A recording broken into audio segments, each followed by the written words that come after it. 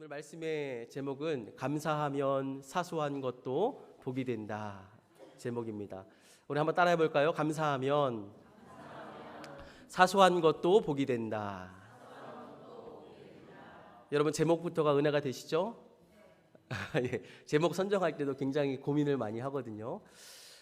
사실 한국의 이 교회 절기로 보면 여러분 오늘이 무슨 날이냐면 이 첫 수확을 이제 기념해서 하나님께 드리는 맥주 감사 주일로 이제 한국에서는 지키는데, 사실 이 뉴질랜드는 지금 정반대잖아요. 날씨가 지금 겨울이라서 우리가 맥주 감사 주일을 따로 이렇게 지키진 않지만 한 해의 절반을 지나온 것을 우리가 돌아보면서 하나님께 감사하자는 그런 의미에서 오늘은 이 말씀의 제목을 이 감사로 잡아봤어요. 그래서 오늘 같이 함께 이 감사에 대해서 말씀을 나눌 때 혹시나 우리 마음 가운데 놓치고 있거나 잃어버린 감사가 있다면 회복되는 은혜가 있기를 주님의 이름으로 축복합니다. 네, 오늘 본문은 우리가 참 잘 알고 있는 본문이죠. 주일학교 때부터 참 많이 들었던 이야기 아닙니까? 이 물고기 2마리와 보리떡 5개로 5,000명을 먹이셨던 이 놀라운 오병이어의 기적 사건 이야기입니다. 오늘 마태복음 14장 13절 말씀에 먼저 우리가 한번 읽어볼까요? 마태복음 14장 13절 시작. 예수께서 들으시고 배를 타고 떠나사 따로 빈들에 가시니 무리가 듣고 여러 그을로부터 걸어서 따라간지라. 아멘. 지금 보니까 예수께서 들으시고, 지금 예수님께서 어떤 소식을 지금 들으셨던 것 같아요. 그 소식을 들으시고 지금 배를 타고 떠나사 따로 빈들로 가셨다 그래요. 여러분, 예수님께서 지금 어떤 소식을 들으셨을까요? 그 바로 앞에 있는 본문을 보면 예수님보다 6개월 일찍 와서 예수님의 오실 길을 예비했던 누구예요? 세례 요한이라는 사람이 여러분 이 처형에 당하게 돼요. 참수형에 당하게 됩니다. 이 헤롯의 죄를 지적했다가 이 헤롯에 의해서 이 참수가 당하는 이 모습이 그 앞에 기록이 되어 있어요. 그래서 이 세례 요한의 제자들이 예수님께 와서 이 소식을 전해준 거예요. 한번 생각해 보세요. 예수님께서 지금 이제 세례 요한의 죽음의 소식을 들으신 거예요. 여러분 어떻게요? 어떨까요? 마음이. 예수님의 마음도 굉장히 참 착잡하고 또 상심이 굉장히 크셨을 것 같습니다. 그래서 예수님께서 그 소식을 듣고 아마 한적한 곳으로 좀 따로 이렇게 가셨던 것 같아요. 그래서 빈들로 이렇게 가시게 되었는데, 예수님께서 빈들로 가신다는 소식이 또 어떤 사람들에게 전해진 거예요. 그랬더니 뒤에 보니까 지금 여러 무리들이 듣고 그 예수님을 따라왔다 이렇게 기록하고 있습니다. 여러분 이 무리들은 어떤 무리들일까요? 예수님께서 그 앞에 수많은 기적들을 이렇게 보이시잖아요.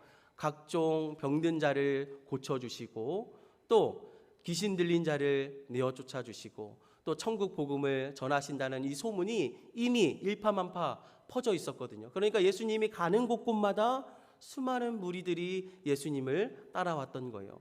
지금 이 무리들도 마찬가지입니다. 이 무리들도 지금 예수님이 빈들로 가신다는 소문을 듣고 예수님을 따라왔던 거예요. 여러분 한번 생각해 보면 예수님께서 지금 굉장히 마음이 상심이 되고 참 힘든 상황 아닙니까?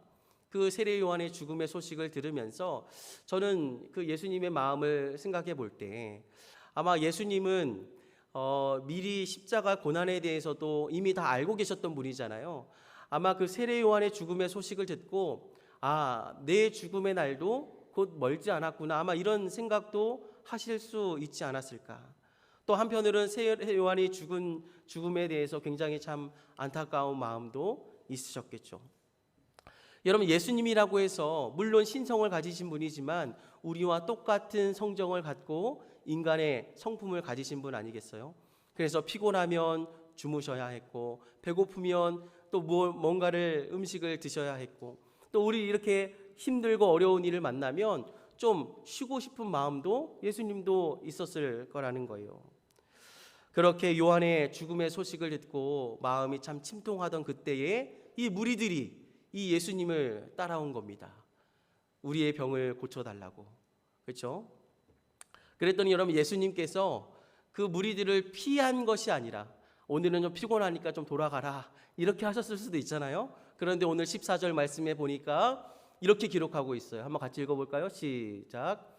예수께서 나오사 그 무리를 보시고 불쌍히 여기사 그 중에 있는 병자를 고쳐 주시니라. 아멘. 예수님께서 몸이 피곤하다고 오늘은 좀 많이 마음이 좀 무거우니까 좀 내가 피하고 싶다고 피한 것이 아니라 그 많은 무리들이 따라오니까 그 무리들을 보고 어떻게 여기셨대요? 불쌍히 여기셨다. 긍휼히 여기셨다. 여러분 이것이 바로 저와 여러분을 향한 예수님의 마음인 줄로 믿으시길 바랍니다.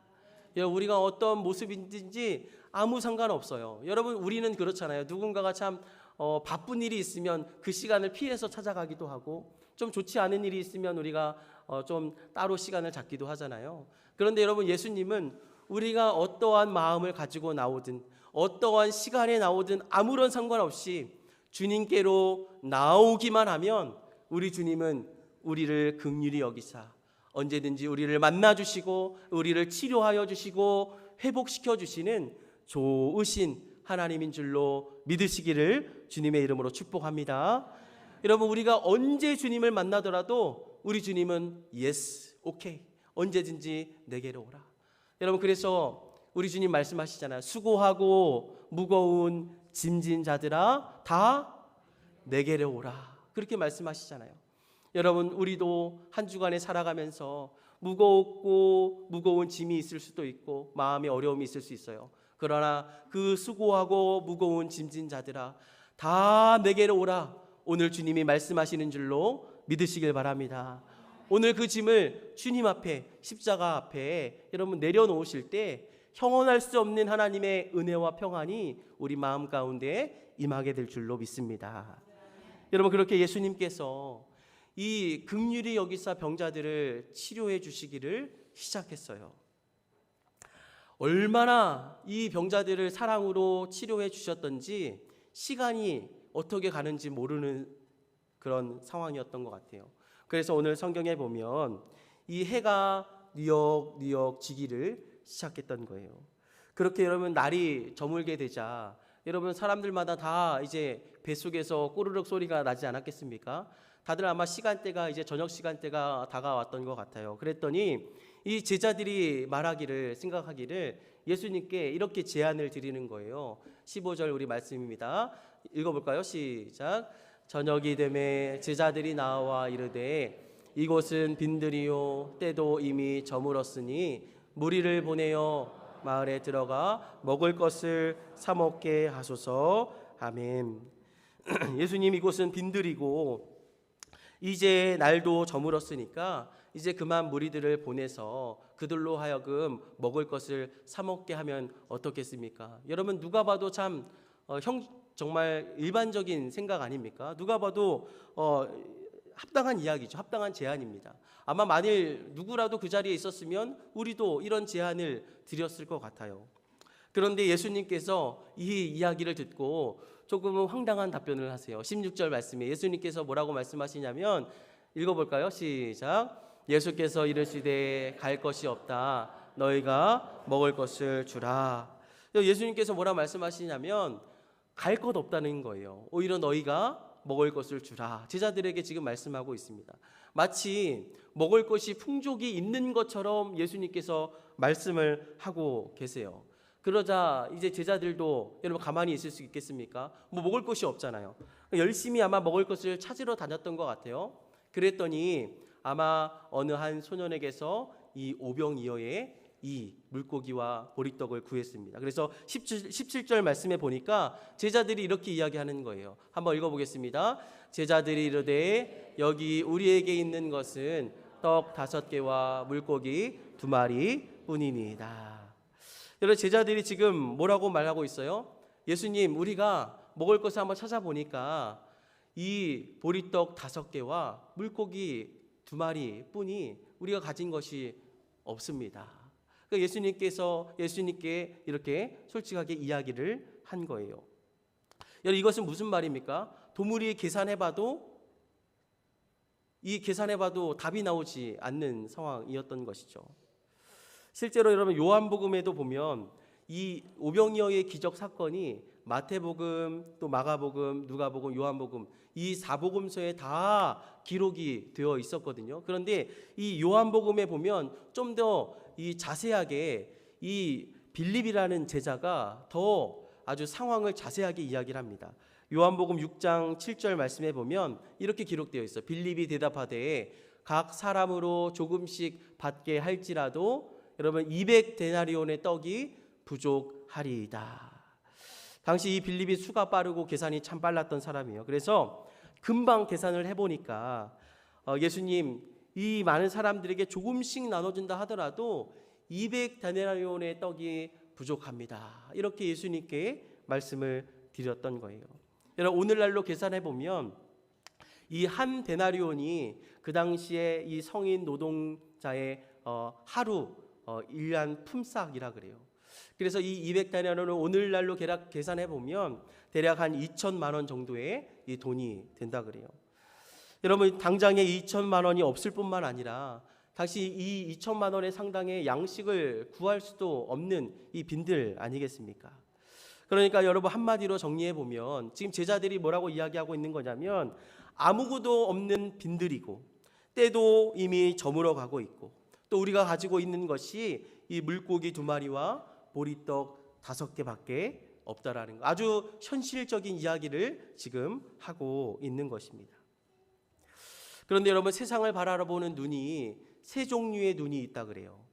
여러분 세상을 바라보는 눈이 몇 가지 종류의 눈이 있다고요? 3가지 종류의 눈이 있대요. 첫 번째 눈은요, 이 육신의 눈이래요. 육신의 눈. 지금 우리가 보고 있는 이 육안입니다. 육안. 그러니까 대부분의 사람들은 이 육안으로 판단한다라는 거예요. 내 손에 무엇이 있는지 없는지 이 육안으로 판단하기를 좋아하죠. 그리고 대부분 우리도 이 육안으로 많이 판단을 할 겁니다. 두 번째 보는 눈이 있는데 그것은 바로 심안이라 그래요. 심안. 이 심안은 바로 우리 마음의 눈입니다. 마음의 눈.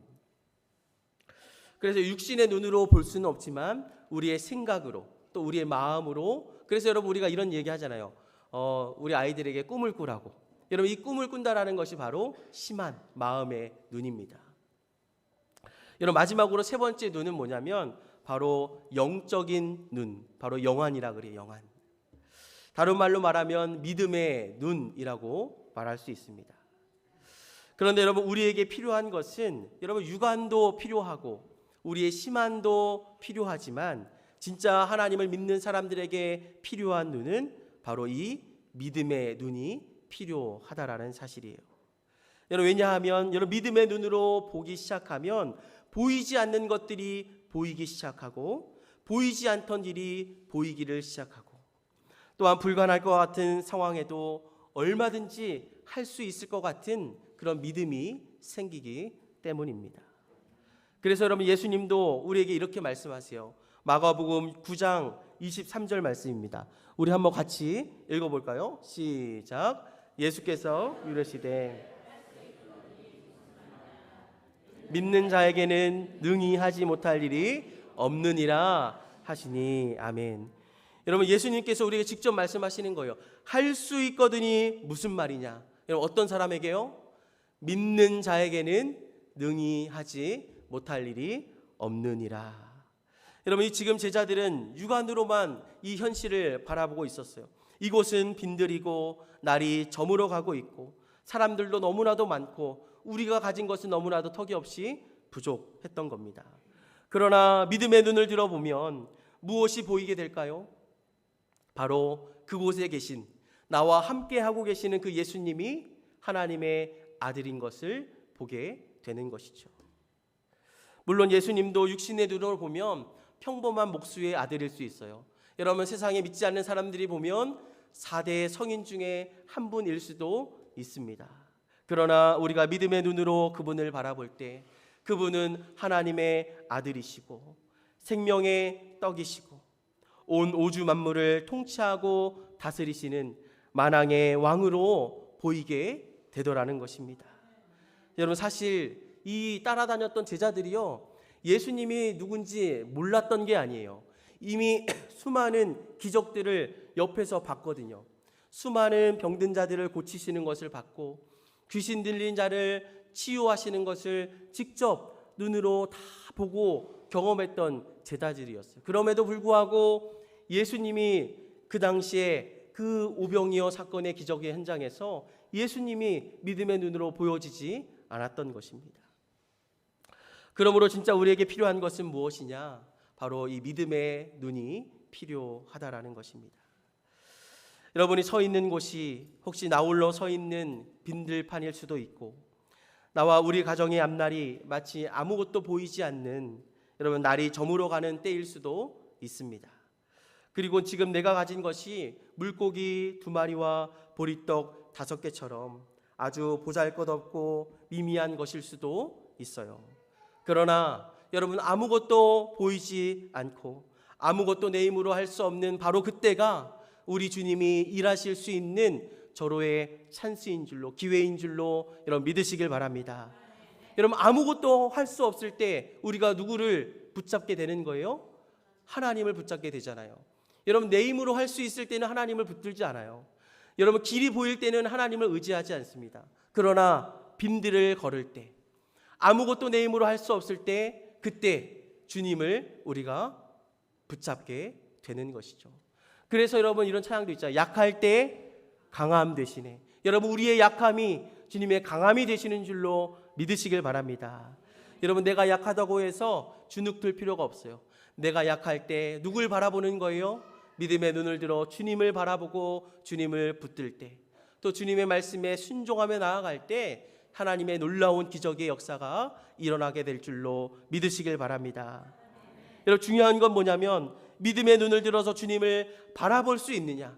그 어렵고 힘든 척박한 상황에서도 믿음의 눈을 들어 주님을 바라볼 수 있느냐가 훨씬 더 중요하다라는 거예요. 그래서 여러분 이 배경으로 만든 찬양이 있잖아요. 한번 가사 한번 띄워주시겠어요? 이거 다 우리가 아는 찬양 아닙니까? 이 오병이어 이 사건의 기적을 배경으로 만든 찬양이에요. 날이 저물어 갈 때, 빈들에서 걸을 때, 그때가 하나님의 때. 내 힘으로 안 될 때, 빈손으로 걸을 때 내가 고백해 여호와 이래. 주가 일하시네, 주가 일하시네, 주께 아끼지 않는 자에게. 주가 일하시네, 주가 일하시네, 신뢰하며 걷는 자에게. 여러분 우리가 빈손으로 걸을 때, 아무것도 내 힘으로 할 수 없을 그때가 주님이 일하시는 때인 줄로 여러분 믿으시길 주님의 이름으로 축복합니다. 그래서 여러분 우리에게 필요한 것이 무엇이냐? 여러분 빈들에 걸을 때, 아무것도 내 손에 가진 것이 없을 그때에 그냥 좌절하고 낙심하고 포기하는 것이 아니라 믿음의 눈을 들어 누구를 바라보는 거예요? 예수님을 바라보는 거예요. 여러분 그 예수님이 여러분 그 당시에만 함께 있었던 것이 아니라 지금도 우리 곁에 함께하고 계시는 줄로 여러분 믿으시기를 주님의 이름으로 축복합니다. 여러분 그 주님과 함께라면 두려울 것이 없다라는 거예요. 여러분 이제 예수님께서 이 제자들에게 그 오병이어를 가지고 오라고 말씀하세요. 그러더니 무리들을 잔디 위에 앉게 하십니다. 그리고는 무엇을 하시느냐? 마태복음 14장 19절 말씀에 보니까 예수님께서 이렇게 하세요. 한번 같이 읽어볼까요? 시작.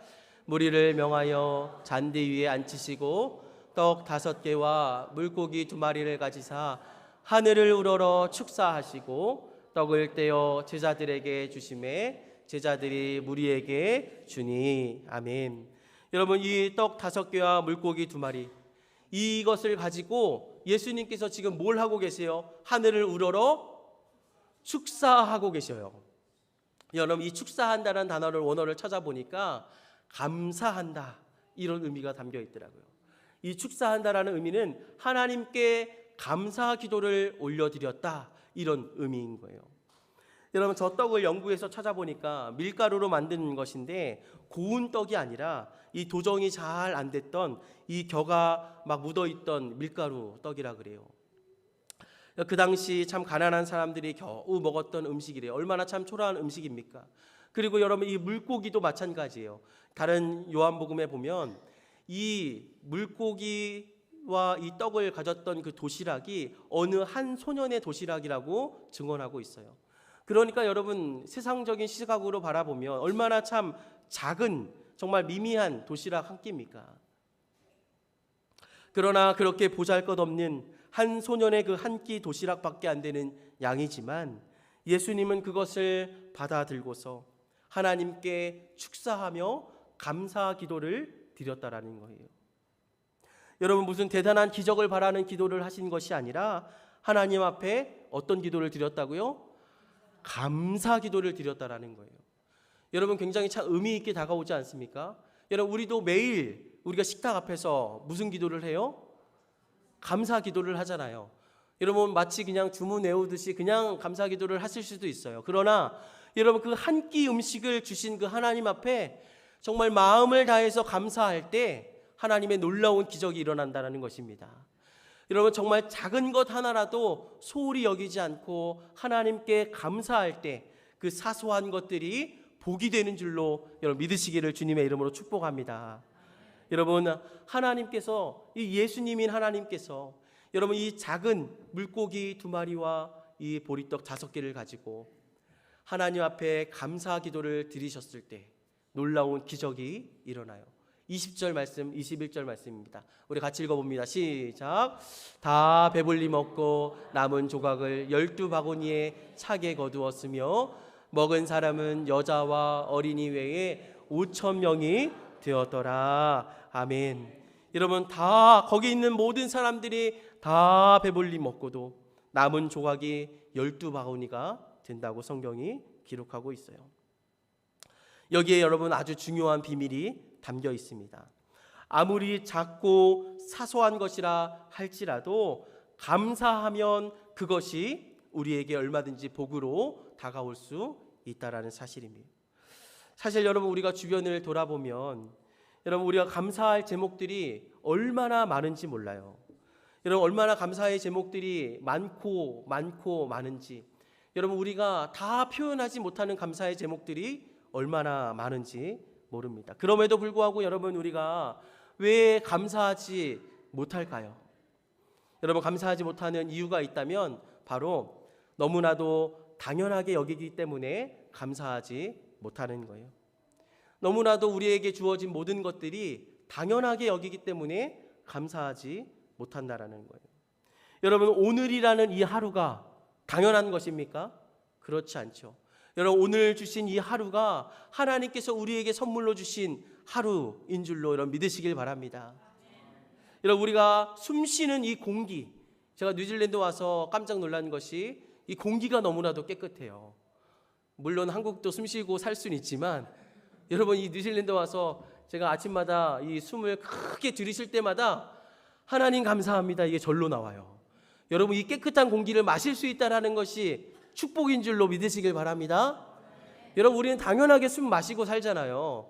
여러분 만약에 하나님께서 이 숨 마시는 공기를 우리에게 청구서를 내민다면 여러분 우리가 많은 돈을 지불해야 될 수 있어요. 여러분 우리는 깨끗한 공기를 매일매일 마시면서 당연하게 여기니까 감사가 사라지는 거예요. 여러분 이번 한 주간 숨을 들이쉬면서 깨끗한 공기를 마시면서 여러분 그 작은 것에도 하나님께 한번 감사해 볼 수 있기를 주님의 이름으로 축복합니다. 여러분 찾아보면 너무나도 많은 거예요. 여러분 우리가 매일 마시는 이 물 한 모금, 여러분 이 물을 한 모금, 이 목마를 때 마시는 이 물 한 모금 얼마나 여러분 감사합니까?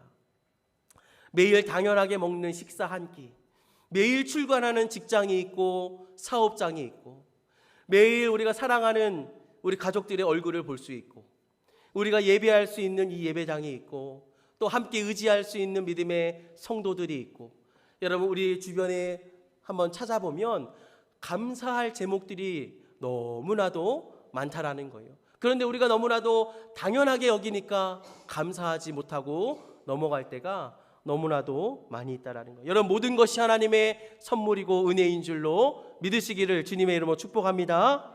이런 두 번째로 감사하지 못하는 이유가 있어요. 욕심 때문에 그렇습니다. 욕심. 우리는 인간의 욕심은 끝이 없어요. 지금 내가 가진 것에서 더 많은 것을 가지고 싶어 하죠. 여러분 인간의 욕심은 끝이 없다고 이야기하잖아요. 그래서 여러분 처음에는 이 작은 것만 주셔도 하나님 너무나도 감사합니다 그랬다가도 시간이 점점 지나면 내성이 생겨요. 어느 정도 감사의 제목이 생겨도 별로 감사로 다가오지 않습니다. 왜냐? 우리 안에 욕심 때문에 더 많은 것을 주셔야 겨우 감사가 나오는 거죠. 그러나 여러분 우리가 조금만 생각해 보면 우리가 이 땅에 태어나면서 여러분 우리가 가지고 나온 것이 무엇이 있습니까? 우리가 알몸으로 나오지 않았어요. 그래서 여러분 욥기 1장 21절에 보면요, 욥이 이렇게 고백하는 거예요. 우리의 고백이 되었으면 좋겠어요. 한번 같이 한번 읽어볼까요? 시작. 이르되 내가 모태에서 알몸으로 나왔사온즉 또한 알몸이 그리로 돌아가올지라.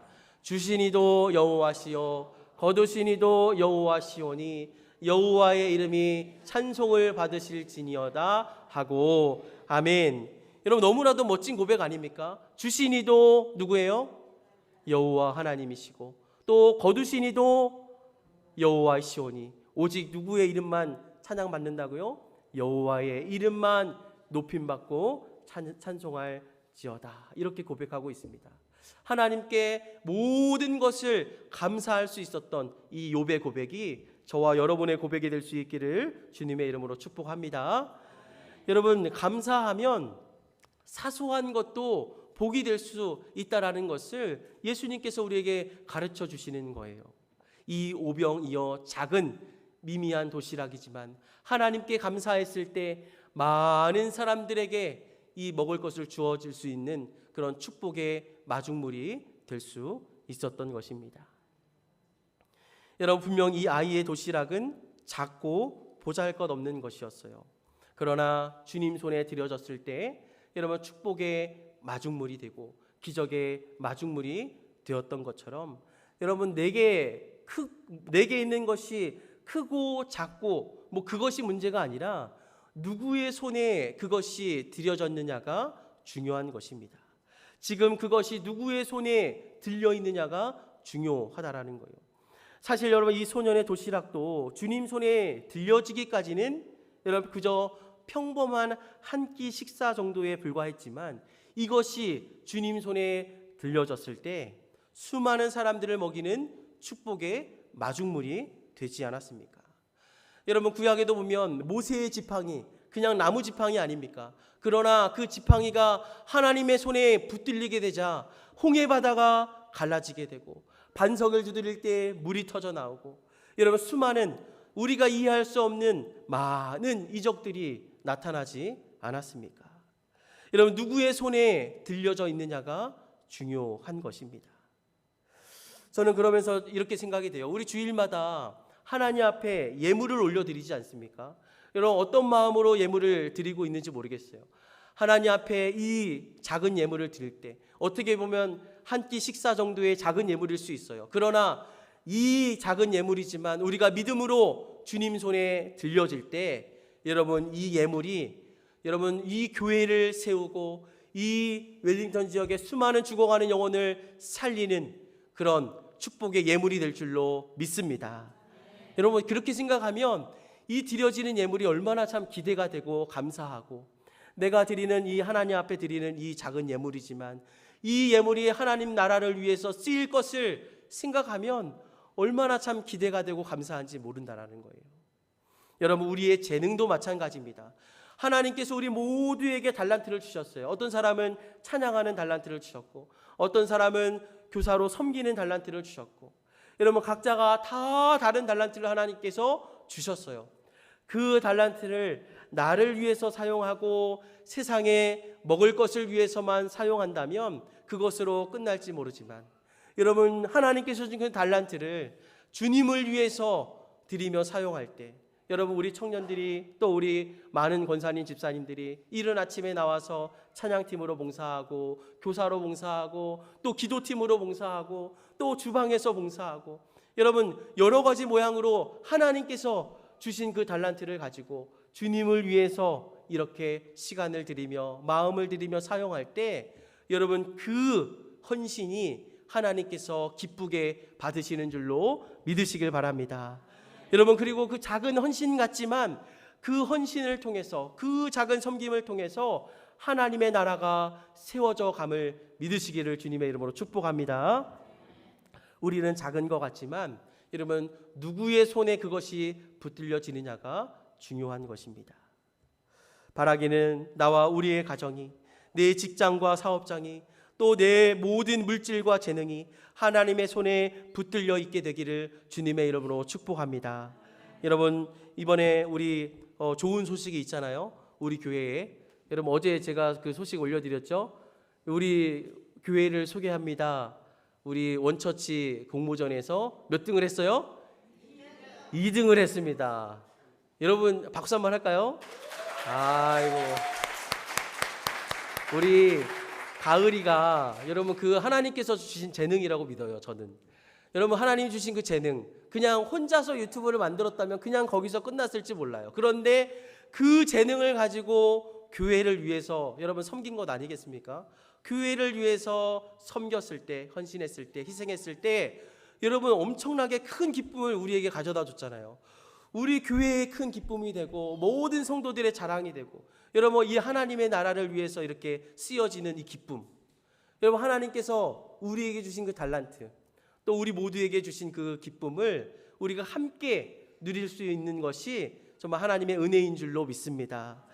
우리 가을이가 정말 수고 많이 했잖아요. 이따가 우리 광고 시간에 또 시상도 하고 할 겁니다. 예. 우리 같이 이렇게 얼마나 기뻐요. 이렇게 우리 교회에서 이렇게 또 기쁨의 소식을 함께 나눌 수 있다는 것이 얼마나 참 감사한지 모릅니다. 저는 우리 웰링턴 한인 하남교회가 앞으로도 우리가 서로를 위해서 섬겨주고 또 헌신하고 희생하고 서로를 위해서 기도하면서 아름다운 정말 사랑이 넘치는 그런 믿음의 공동체가 만들어질 수 있게 되기를 주님의 이름으로 축복합니다. 여러분, 이제 말씀을 마칠게요. 여러분, 하나님께서는 우리 인생마다 우물을 하나씩 주셨대요. 우리 인생의 우물이 있습니다. 그 우물의 이름은 감사라는 우물이래요. 감사라는 우물.